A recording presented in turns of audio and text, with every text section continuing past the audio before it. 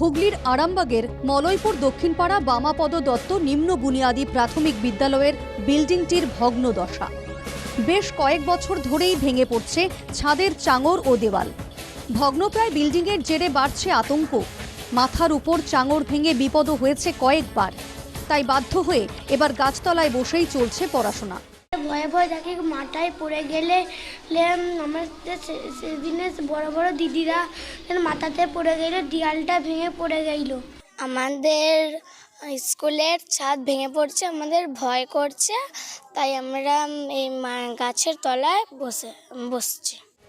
স্কুলের পঠন পাঠন বেশ ভালো, তবে বিপদের কথা ভেবে ক্রমশই কমছে পড়ুয়ার সংখ্যা। সমস্যা যে স্কুলটা ভেঙে যাচ্ছে, আমরাও দূরের বাড়ি, আমাদের স্কুলটা খুব ভালো এবং স্যারেরাও খুব ভালো করে পড়ান বলে আমরা এখান থেকে ছেলেটাকে পাঠাচ্ছি।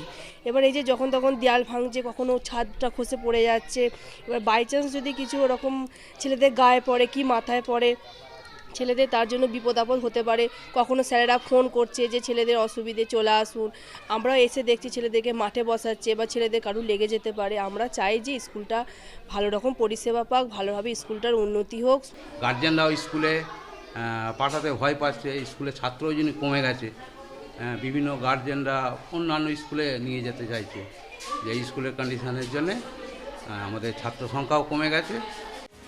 বহুবার সরকারি দপ্তরে জানানো হয়েছে, স্থানীয় বিধায়কও পরিদর্শনে এসেছিলেন, কিন্তু ফল হয়নি।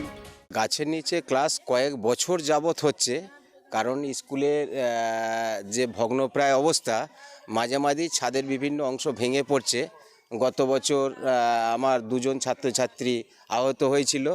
সমস্ত ঘটনা বিডিও অফিস এবং বিভিন্ন দপ্তরে জানানো হয়েছিল এবং লেখালেখি হয়েছে।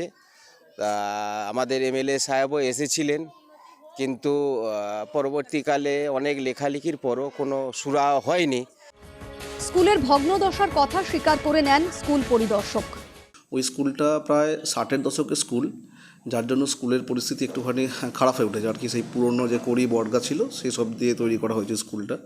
তো যার ফলে কিছুদিন আগেই একটা ওপর থেকে কিছু ভেঙে পড়েছিল, তো যার জন্য বাচ্চাদের ওখানে বসা একটুখানি অসুবিধা হচ্ছে।